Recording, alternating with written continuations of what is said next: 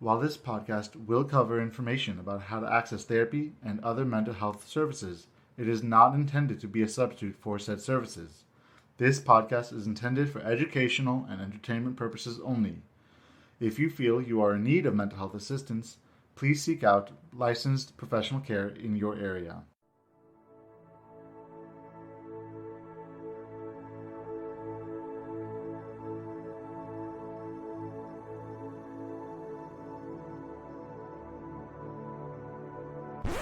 Not that type of therapy podcast.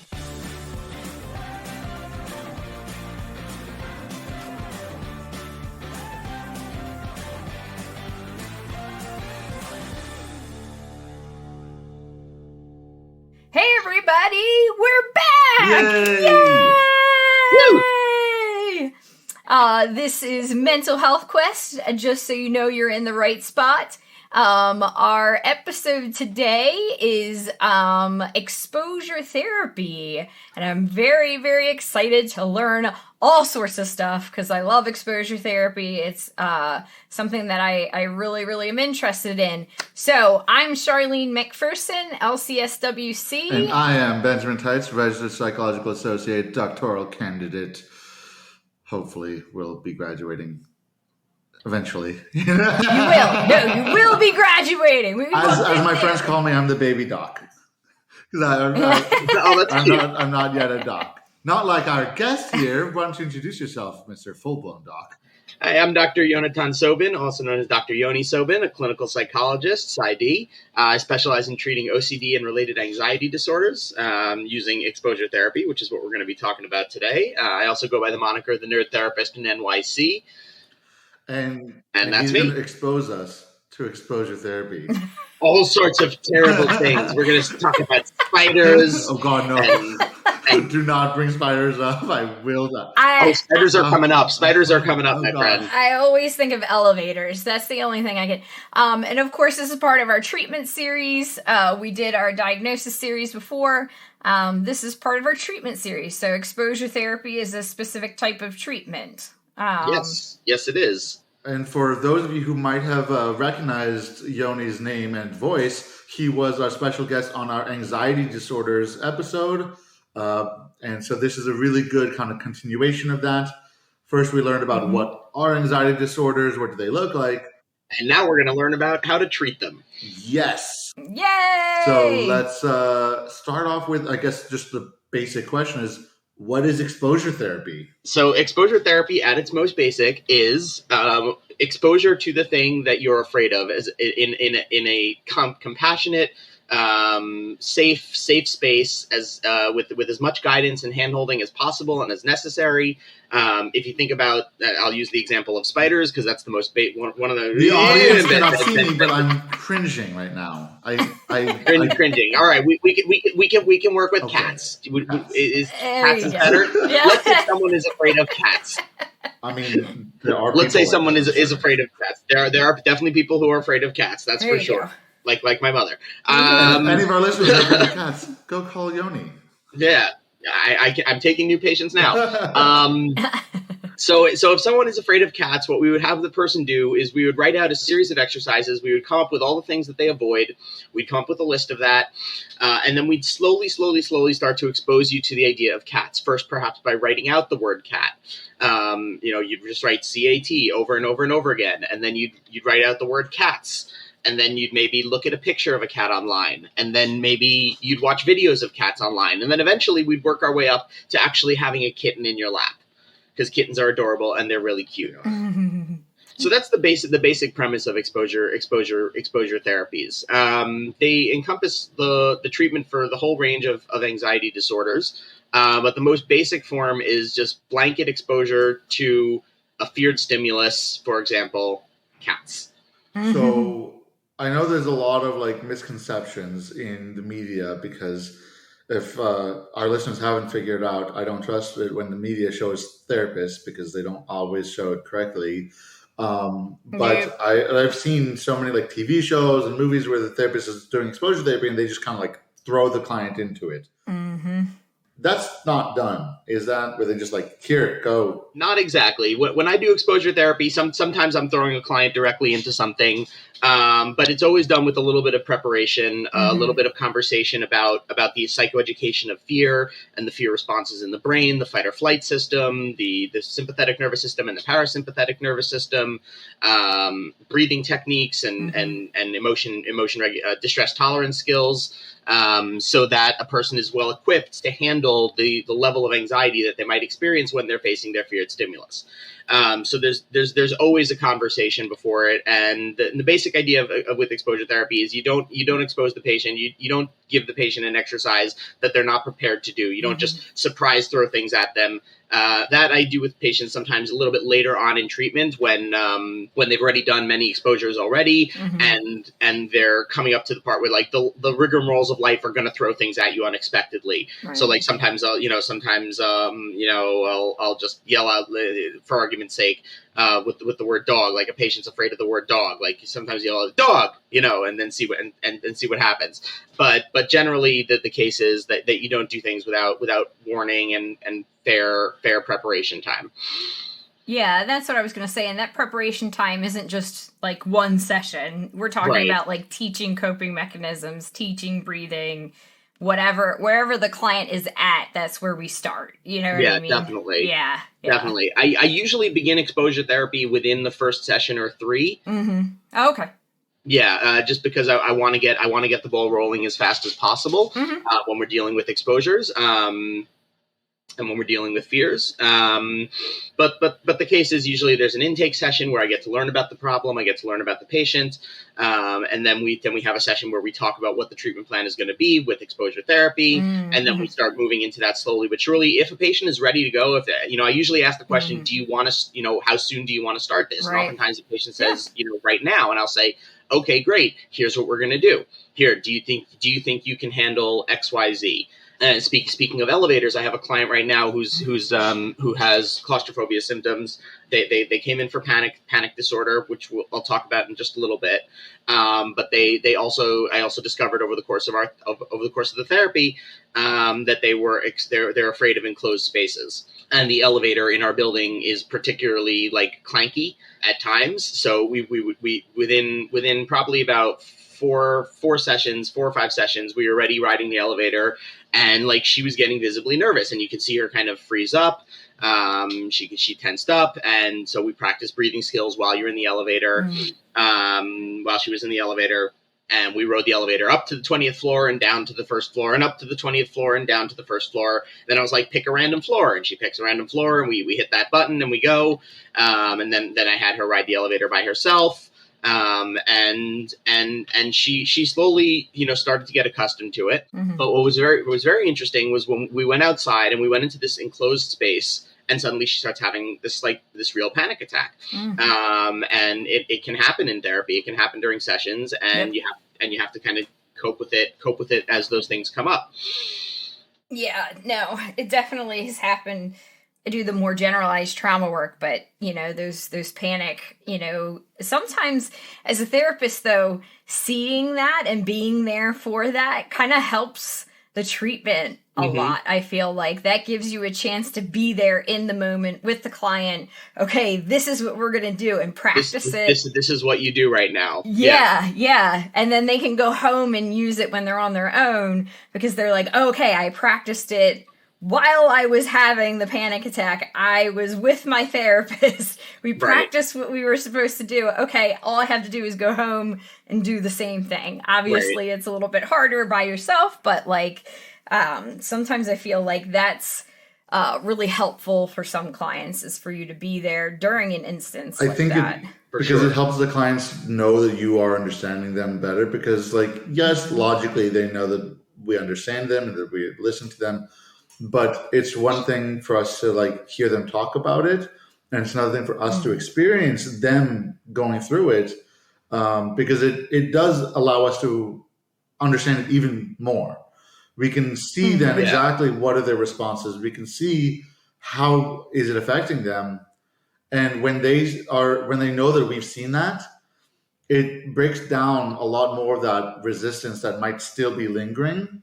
because there's always some level of resistance when it comes to talking about trauma and anxiety, because people don't like talking about trauma and anxiety. Those are not fun emotions.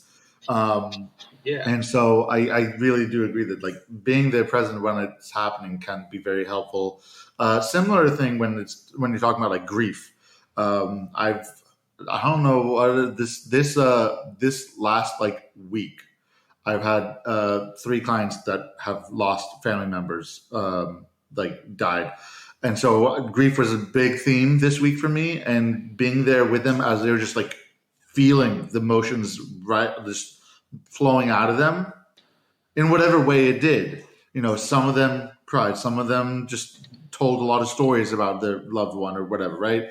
But just to be there with them broke down a lot more of the resistance that was there, because they're like, okay, well, now he's seen me at this point in my like at this lowest point.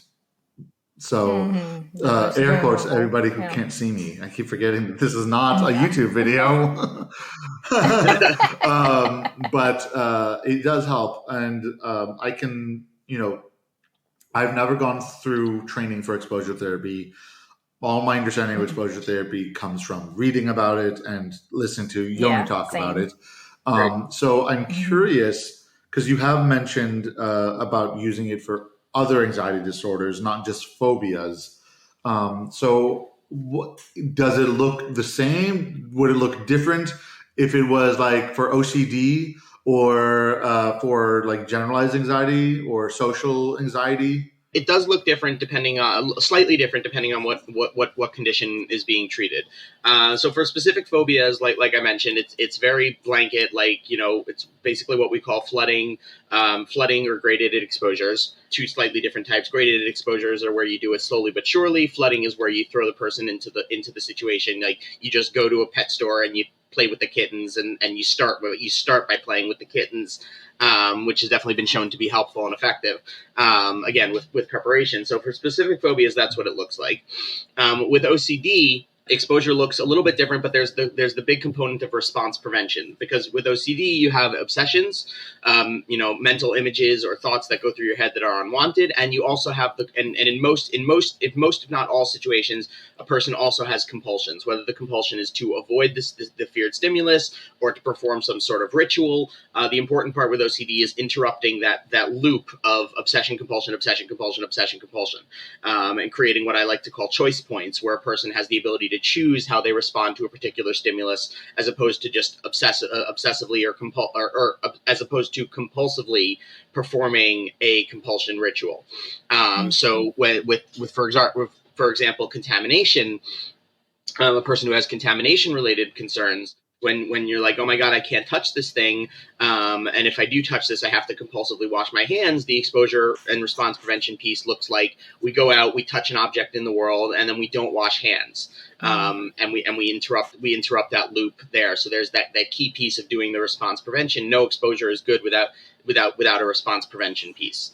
When you're dealing with like mental rituals, that the mental ritual of reviewing a thought pattern, like, oh my, a person gets an intrusive thought of a sexual nature or something like that, and then they review that thought, like, oh my God, does this mean I'm a bad person? Does this mean I'm am I still a good person? And they start reviewing different instances from their life. So we have to interrupt that mental ritual by engaging them in other conversation. And so on and so forth. So it does look a little bit different depending on what disorder you're treating. With regard to panic disorder, so panic disorder is where a person experiences panic attacks suddenly and unexpectedly, and they come on out of the blue, and it's not necessarily related to any particular stimulus or trigger. Sometimes there are triggers for panic attacks, but there's no particular stimulus in panic disorder.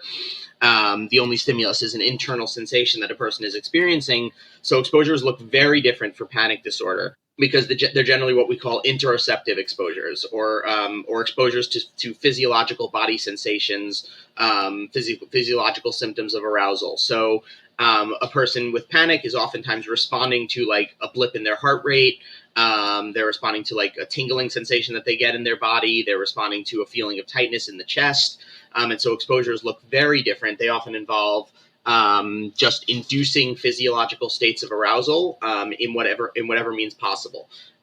So for example, we have these breathing exercises that a person does where you can induce similar symptoms to a panic attack if you start breathing really heavily and really rapidly for a period of time, like this.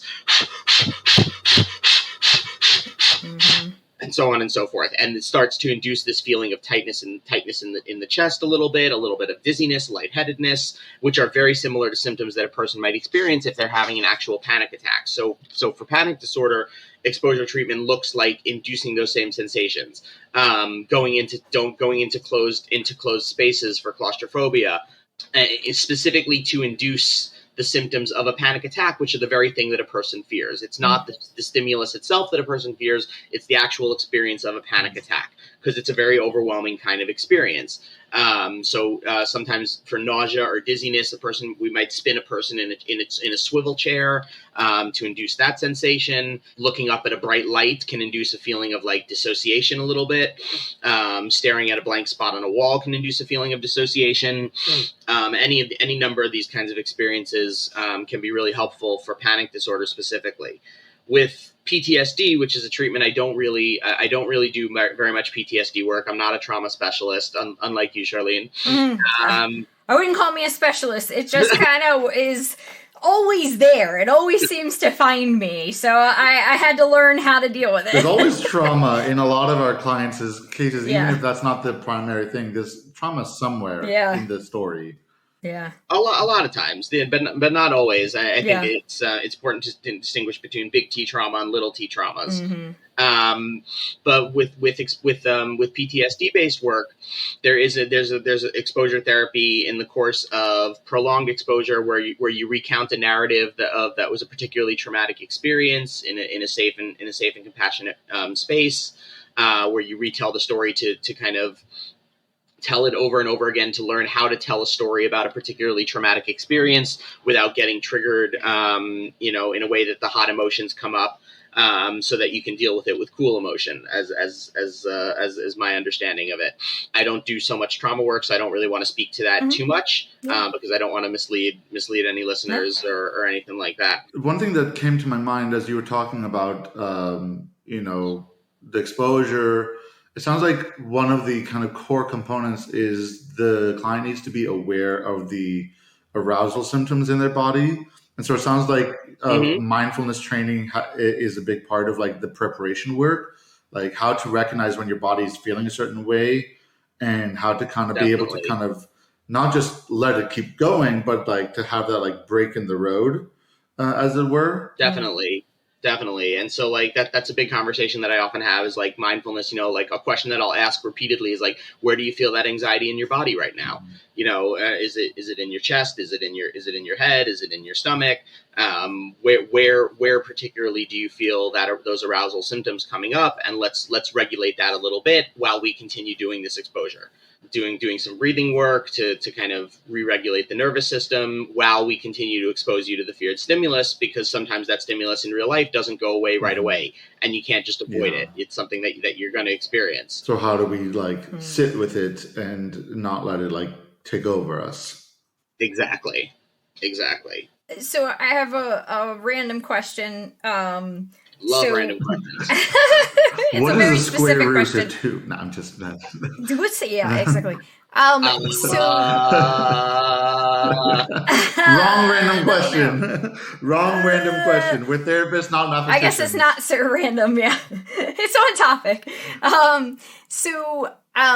How do you treat the difference between an anxiety attack and a panic attack? Is there a difference in the way you treat those, or are they very similar?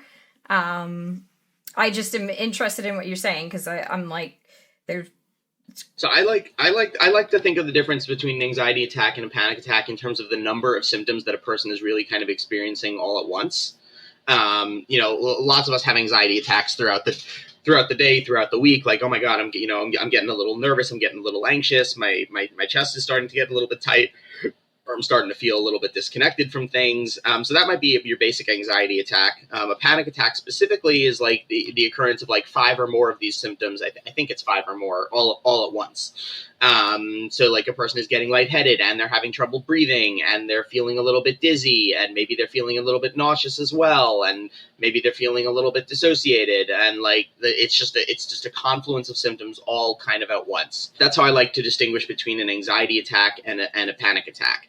Panic attack is like a very specific set of constellation of symptoms. An anxiety attack is just like what when you experience anxiety in the course of a feared stimulus. So like most people don't get panic attacks from seeing a dog.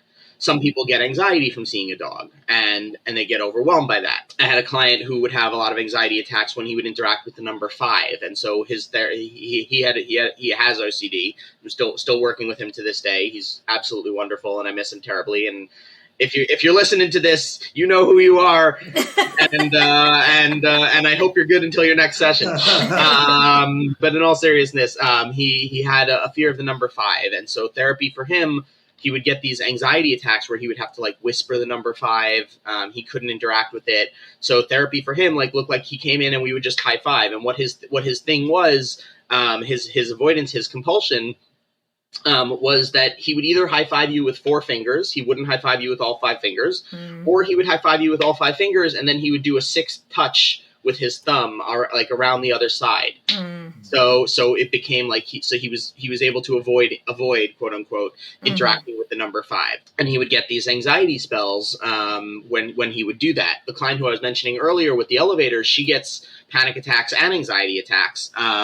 We were actually trying to induce a panic attack in session for the longest time, and we just couldn't do it until we went outside into this enclosed space that I was mentioning earlier, and she suddenly starts having this real life version of a panic attack. We ran this little experiment where we left the space immediately, and suddenly the symptoms go down, and we go back in, and suddenly the symptoms come back. The short answer to your question is the number of symptoms that a person is experiencing all at once. Anxiety attacks are usually pretty manageable and pretty handleable. Like when a person is having a panic attack, it can sometimes be a little bit overwhelming, and you just got to be able to talk that person through it and help them kind of come down from that and stay with that feeling and so on and so forth. Yeah, I just know they never defined it in school well, the difference between an anxiety attack and a panic attack, and I imagine our listeners, if they don't explain it to us therapists well... Right. Our listeners oh my God, I'm having a panic attack. So like when a patient says I'm having a panic attack, I go through this list of symptoms and I try to clarify to them, like, is this a panic attack or is this an anxiety attack? Are you just experiencing anxiety and you're calling it a panic attack? Because we would treat those two things very, very differently.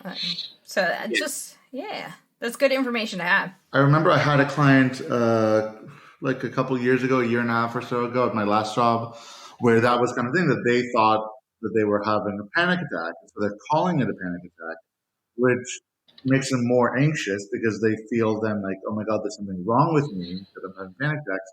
And when I, tried to clarify, okay, well, what are the symptoms that you're going through? Like, what were you experiencing? And, we realized together that it was an anxiety attack and not a panic attack.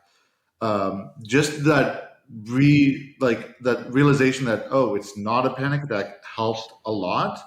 Because for that client, it wasn't so much that like she was afraid of having a panic attack or whatever. It was just that the idea of panic attack just made her feel a lot of shame, and made her feel even more like broken or whatever. And that was a big theme in therapy, was like, no, you're not broken. Right. Like, you just help, and that's okay. We can heal.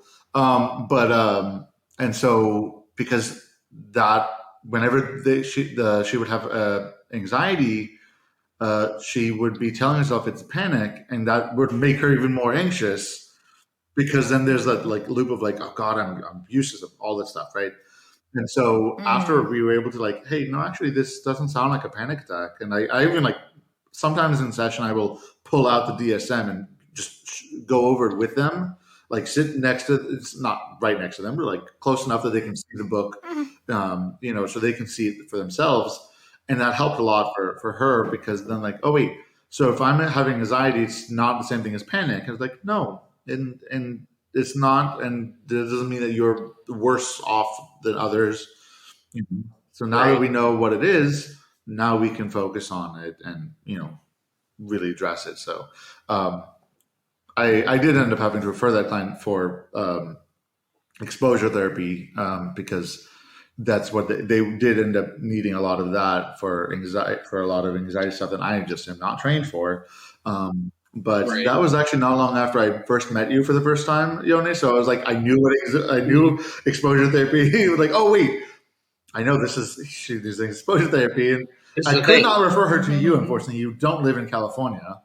No, I do not. But I am taking new clients in New York. So all of our listeners in New York, look up the Nerd Therapist in NYC. Give me a call. Yeah. Shameless plug in there. That's what we do here. Heck but yeah. I think it is important not just for the layperson, who majority of our listeners probably are, but also for any mental health professional or even student of mental health or psychology to understand these differences. Because like Charlene said, our grad schools did not explain that. My grad school definitely did not. Like the psychopathology class, I think just like briefly covered anxiety disorders. And just was like, anxiety disorders include panic attacks. And I was like, I mean, theoretically, yes, it's in the same category, but it's not the same thing. Right. And like, So my grad school program was pretty comprehensive in that way. I'm really thankful. Shout out to the Furkoff Graduate School of Psychology. Woo woo! Furkoff Graduate School of Psychology class 2016. You almost said the wrong year. I almost did. It was like, it was 2016. It was not. I started in 2011, but it was 2016. So they really covered anxiety disorders in like very specific detail. We had a whole week dedicated just to panic disorder, and a whole week dedicated just to OCD, and a whole week dedicated just to specific phobias and the treatments for those things. I was gonna apply to that school, but then I decided not to because I didn't want to like go out of state. So I knew I should have. Clearly, I'm having like buyer's remorse right now. My gosh. It was a great experience. As they should, right? Like, because like, what do most of us therapists, find when people walk in? There's, there's anxiety, there's depression, there's, a lot of common themes with our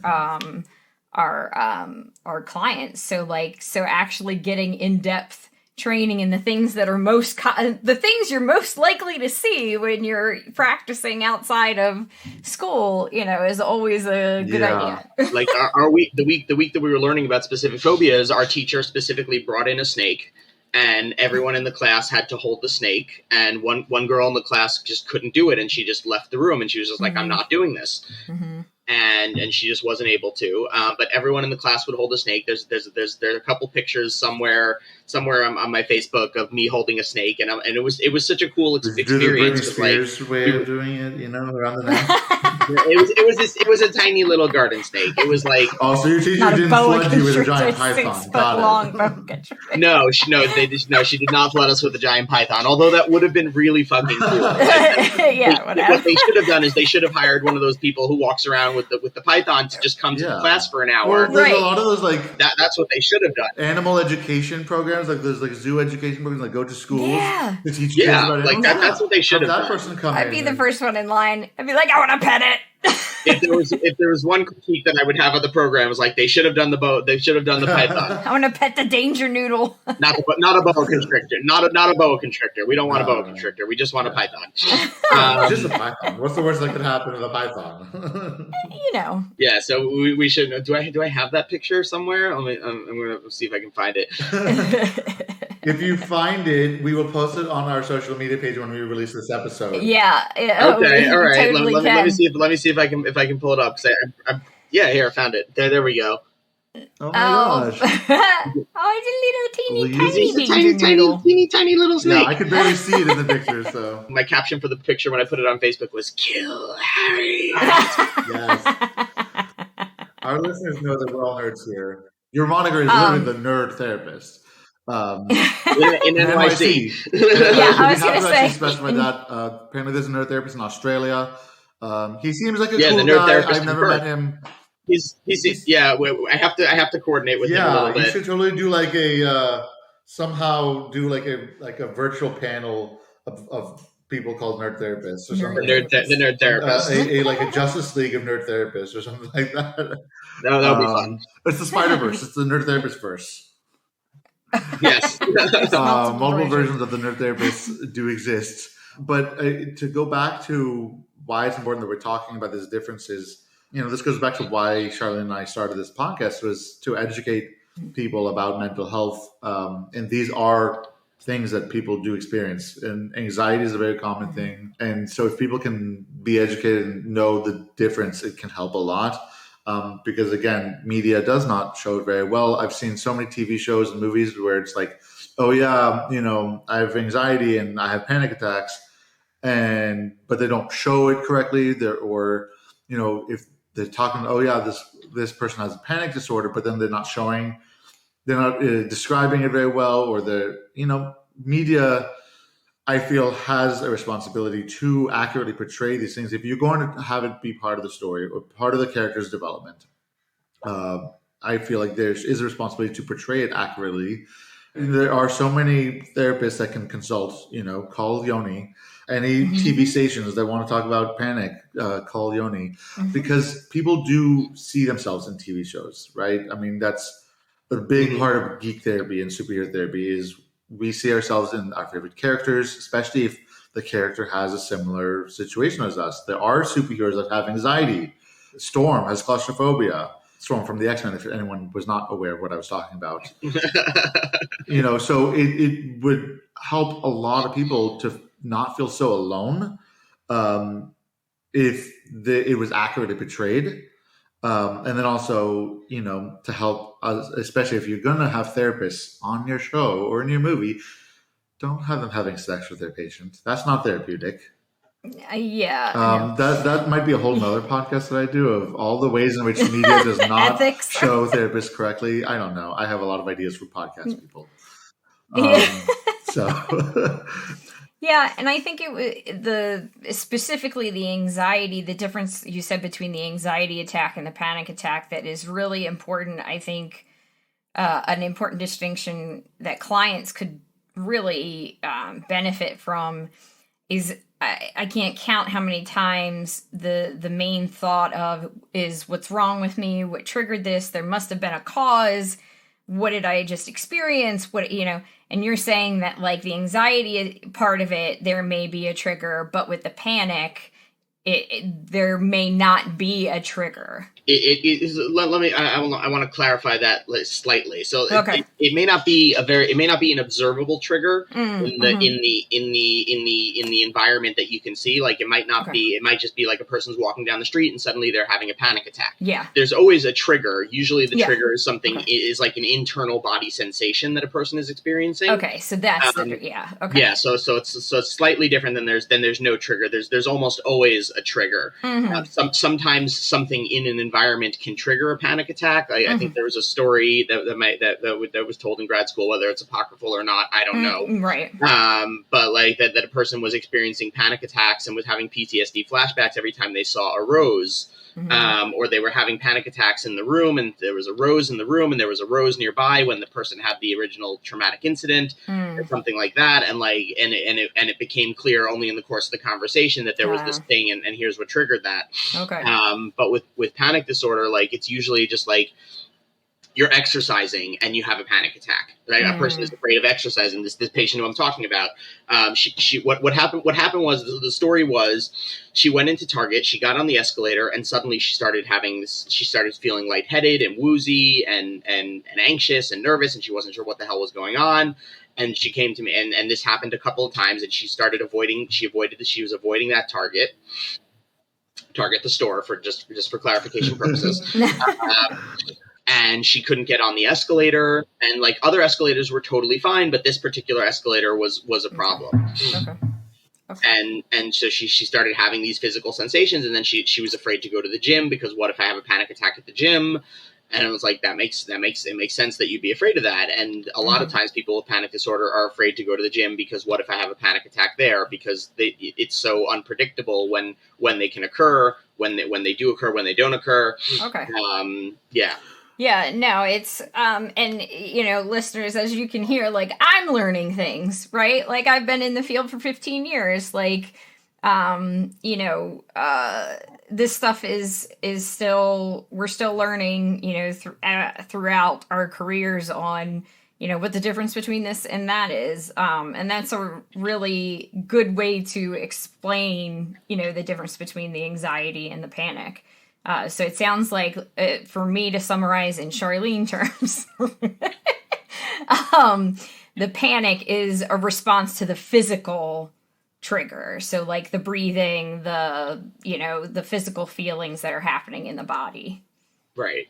Definitely. And panic attacks are usually a number of symptoms all at once, as opposed to anxiety attacks, which are usually maybe more like one or two, like I'm having some trouble breathing, or like my chest feels tight, and like I'm ruminating a little bit.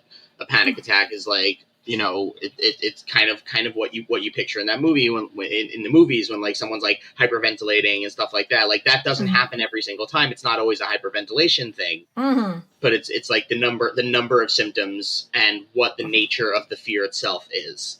Okay. When the fear is like a fear of the body sensations, I'm afraid that my heart is going to start going quickly, is more likely to indicate panic than it is to indicate, you know, a standard run of the mill OCD or specific phobias or stuff like that. No, that's really interesting. Thank you. To go back with, you know, how you would apply exposure therapy in that kind of progression. Because you had said that, you know, you would start off, you know, talk about what it is that they are afraid of or what their anxiety is. And you would start maybe like small, okay, let's write about it or whatever. I understand for specific phobias where it is something concrete that you can bring in and physically expose them to. But what about people who have less concrete phobias like agoraphobia? Which, from my understanding, and I might be misunderstanding, this is fear of going outside because you're afraid that some bad shit is going to happen if you go outside into open spaces. Yes and no. Good thing we have the anxiety expert here. I was going to say, this is why we bring the experts on. Yes and no. So the core fear of agoraphobia is actually generally a fear that you're not going to be able to escape the feared situation. So like you're gonna be out in a crowd in a public crowd, and suddenly you're gonna get a panic attack, or you're gonna be nervous and you're gonna get anxious, and you're not gonna be able to escape that because there's always gonna be a crowd there, or you're not gonna be able to find an exit route, or something like that. So that's actually the core fear with agoraphobia and claustrophobia, is a fear that you're not gonna be able to escape the feared stimulus. But when you're talking about like concrete versus like more abstract things, are you talking about like existential anxiety, stuff like that? Like, could you use exposure therapy with existential anxiety? Yes, of course you can. So I regularly recommend knife. What's that? A knife? We're like, okay, you're gonna die. No serial killers. No serial killing going on. Yeah. No serial killing. So like with existential related anxiety or existential OCD, you know, like what comes next, what comes in the afterlife, stuff like that. If there is an afterlife, do we know if there's an afterlife? We don't know if there's an afterlife. Like with OCD, the core fear is the uncertainty itself. And like it's this intolerance of uncertainty that a person can't handle not knowing something. We were just talking about that before you got on. Oh, I'm sorry. We were talking about how for people with ADHD, not being able to plan or to be aware of what's going to happen, like the unknown of a specific area, is very anxiety provoking. Oh, for sure. Yeah. And I think it's anxiety inducing for anyone, whether you have OCD or not. Not knowing something is an inherently anxiety inducing experience. Right. With OCD, the core fear is basically a fear of uncertainty itself.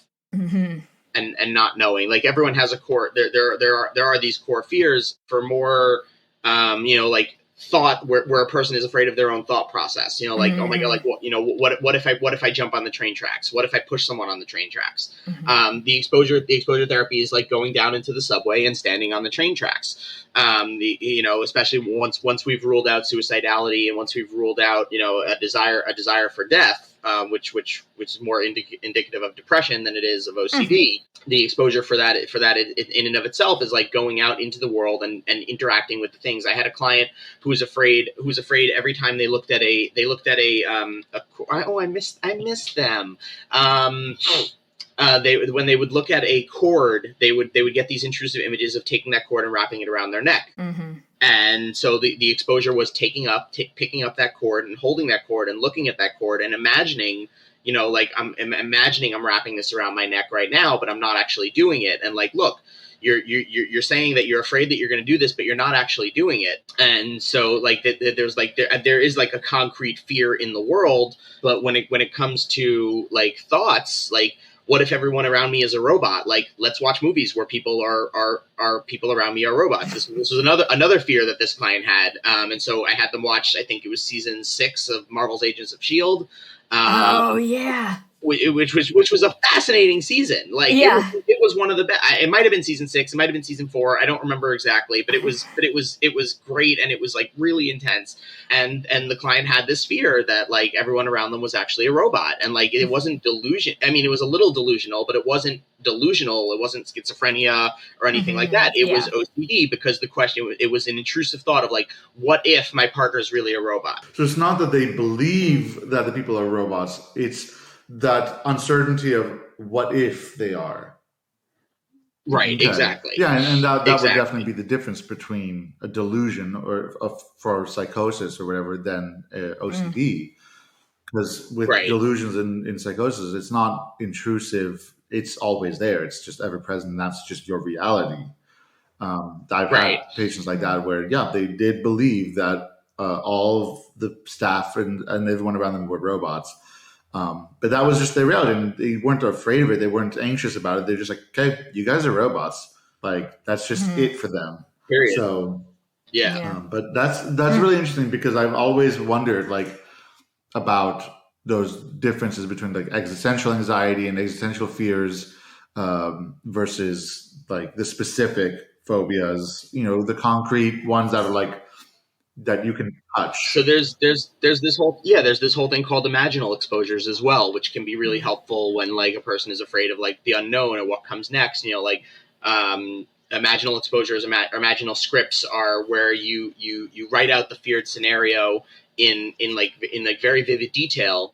Usually it's very useful for existential related concerns. Like what if I don't go to heaven after I die, and you write out a story of what your version of heaven looks like and what your version of hell looks like, and so on and so forth. All of these things you kind of do see in TV. Like you see like the 1980s dad throw the kid in the deep end of the pool and be like, well, he's either going to sink or swim. Which is in essence kind of what flooding is, but you wouldn't do that with a pool. Like if you're teaching someone to swim, you wouldn't throw them into the deep end of the pool. You would gradually work your way into them.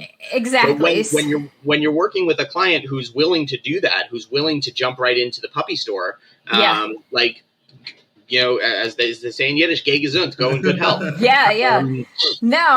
that's what we said. Like wherever the client is, whatever the client is ready for, right?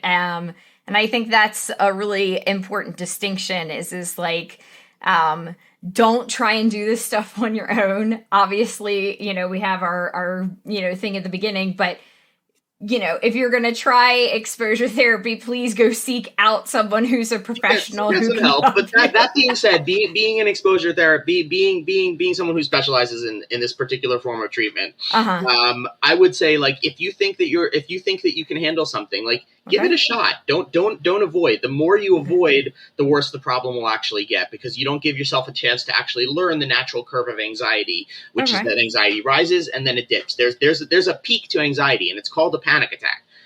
Once you're having a panic attack, it can't get worse than that. I guess not. That's the peak of it. So like if you're afraid of dogs, like take a piece of paper and just write the word dog out. Like you don't need a therapist to do that. I mean, maybe you do. Maybe you need extra hand holding. I don't know, but from my layman experience and my professional experience, most people don't need a therapist's help to write out the word dog. They can do that, and it gets them a little anxious, but like they can do that. Look at pictures of dogs. Like you can create a hierarchy for yourself if you're willing to endure the anxiety and you're willing to sit with it and like learn that like the anxiety rises and then it falls. It's like, oh, when I was afraid that the dog is going to bite me, and I'm sitting with this dog and it hasn't bitten me. Oh, maybe dogs might be a little bit safe. That's that makes sense. Yeah. As Charlene and I mentioned in our first 5 episodes about preparing to go to therapy and everything, is understand what it is that you need. And so doing what Yoni is saying about, try it out on your own, see where you're at with regards to anxiety, can help you to figure out if you do need a therapist and what kind of therapist do you need. And, can really help you to when you be prepared for therapy, because a lot of people, they go into therapy, but they're not really prepared for it because they don't quite understand what it is that they are asking for. And so I think for someone who does struggle with phobias and for anxiety attacks and stuff like that, if you are comfortable trying it out on your own, in the way that Yoni has suggested, starting small and whatnot, that might help you to then understand a little bit more about what kind of therapy you're going to be getting and seeking out, so that way you're better able to express yourself to your therapist and to be able to explain what you're feeling. I guess I should have asked that as a question instead of a statement. Like, should somebody try, exposure therapy on their own? And what does that look like? And that's what you just said is like, try the small stuff, see what you can handle. If you need extra help, then seek out extra, extra for help. Sure. Definitely. Like, like if you're afraid of riding an elevator and like you just can't get in elevators, like, you can probably write out the word elevator and you might be able to watch videos of people in elevators, but that might be too much. Like, like the ultimate exposure for elevator phobia is you take an elevator and you get stuck in the elevator and like you're stuck there.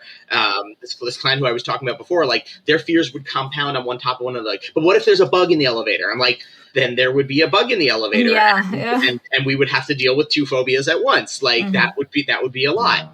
Well, I think this is just a really good place to kind of close this out. Is we want our listeners that if they are going to seek out therapy, if they feel like that's what they need, to be a bit more understanding of where they're at with regards to the thing that they are seeking help with, because as all of us, I think, can attest, is it's hard for us if the clients can't express what it is that they're going through and the different levels of their anxieties, because then we need to then dig it out a little bit more, and that can be very anxiety provoking for clients. So it's helpful in my experience, even before I worked with my current population, when I worked with general anxiety and depression, everything is if the client was able to tell me when they got anxious and was able to tell me what it felt like, then it really was, it aided the therapy because they already had a framework to work with, as opposed to me having to help them build the framework in session.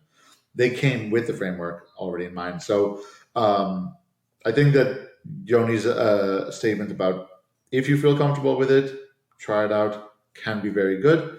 But also, if you feel like that's just too much, totally cool too. You don't have to do that before you go to therapy.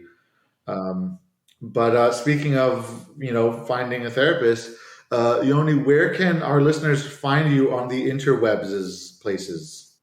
On the interwebs, in the interface of the Spider-Verse. Where can they find you in the Spider-Verse? In the Spider-Verse, they can find me in the Spider-Verse at a couple of places. On Instagram, I am nerd_therapist at nerd_therapist. On Facebook, it's at nerd psychology. You can also find me on my website at sobinpsychology.com. That's SOBIN psychology, PSYCHOLOGY. .com. You can also call my office directly with the phone number being 347-708-2920. Again, that's 347-708-2920. You can reach me via email at sobinpsychology@gmail.com. And any number of those places, or you can find me at my office at 90 Broad Street, Suite 230. I do accept walk-ins, but please reach out to me to let me know that you're walking in so that I can be prepared to tell you, like, hey, don't come in at this time, and tell you when you can just walk in. So that's where you can find me on the interwebs and in person. That was very intensive list. So thank you for that. Also, for any of our listeners who might be of the geeky persuasion. If you go to Comic-Cons, you might run into Yoni at a Comic-Con or two. That is true. Yoni and I presented at New York Comic-Con last year. We were on 2 panels about geek self-care and Our Flag Means Death. So I can't wait for the second season. Oh my god! So good. I want to see them tackle more mental health, like the mental health of staying on a ship for that long. Like, oh my god, seriously, someone's gonna have an anxiety attack at some point. I mean, Blackbeard's just got all sorts of mental health stuff going on. Steve's got a lot of stuff. I mean, they all do. They all do, and they all are wonderful people. They all do. But Yoni, will you be at New York Comic Con this year? I hope to be at New York Comic Con. I didn't get my tickets just yet. I failed to procure tickets in time for the first time in like 7 or 8 years. Yes. I know. It is a gasp moment. So hopefully I'll be at New York Comic Con this year. Hopefully we'll submit a panel or two and get them accepted. But New York Comic Con is notorious for not accepting psychology and mental health panels for whatever reason. They just don't. Yeah. But if any of our listeners do happen to be in the New York City area, check him out. He's a cool guy. Charlene, where can people find you? You can find me all over the ding dang place. And all you gotta do is type in @Nat20Therapy, and you'll find me. Facebook, Instagram. I have a Blue Sky now. I got onto Threads. Yeah, like it's. I gotta do that. Yeah. It's pretty. It's the Wild West again of social media. Like I don't know what's gonna happen. Goodness. What is Blue Sky? I've never heard of Blue Sky. Yeah. Blue Sky is the guy who originally made Twitter, but the cool part about Blue Sky is that it will import other social media threads into your one Blue Sky thread. So like, this is not how it works right now, but just as an example, if you had a Twitter, an Instagram, and a Facebook, you could go to Blue Sky and if they used a certain platform, you could take all of those things and put them into one thread and see them in one thread. That is cool. Okay. So it's like a decentralized. I think that's what's going to happen in the future because that's how they're trying to do computers and all sorts of stuff anyway. So I got into it. But, find me on the regular ones too. Facebook, Twitter, Instagram. And then my website at www.nat20therapy.com. We just redid it as well. Thank you to my administrative assistant. They're amazing. And then, all my practice information, I practice in Maryland. I am hoping that the social work compact goes through at some point very soon so that I might be able to practice outside of Maryland, but that is not the case yet. Well, yes. I hope so too. I mean, I know there's the Psi Pact, but California is not part of that because it's lame. Neither is New York, which is surprising. I feel like New York would totally have it more concerning. All the surrounding states are like you're surrounded by Psi Pact states. Well, I'm not like there's legislation that's been passed, but it hasn't been. There's legislation that's been submitted, but it hasn't even been submitted in California yet. So we're just that's a whole nother podcast. But anyways. All of our listeners can follow this podcast, Mental Health Quest, on Facebook and Twitter at MHQ Podcast. And you can email us at mentalhealthquest1 at gmail.com if you have any questions, ideas for future episodes, or just want to ask us how we're doing. Or guest. If you want to be a guest on an episode, if you are a mental health expert in something, please let us know. We love meeting other experts. And as for me, I am restarting my other podcast. Our listeners might remember I had another podcast in the past called My Hero Therapy, where we talk about the psychology of My Hero Academia anime. It died after 2 episodes. I wasn't able to keep it going, but I'm restarting it now with my good friend Nicole. Dr. Nicole Hassler out of Buffalo. Go Bills. I'm obligated to say that now. So you can check out that podcast. We just recorded our pilot episode. It will hopefully be out soon.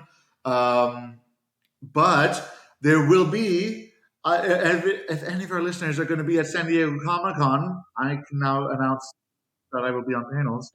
I will be on 3 panels at San Diego Comic-Con. 1, My Hero Therapy, Heroes IRL. I will be on Our Flag Means Death, Ships on Ships. And I will also be on Multiverse of Marvel panel as well. So please, any listeners who will be at San Diego Comic-Con, come say hi. I love meeting people. As long as you're all cool. So please check out those. My Hero Therapy podcast can be found on Facebook, Instagram, Twitter at My Hero Therapy.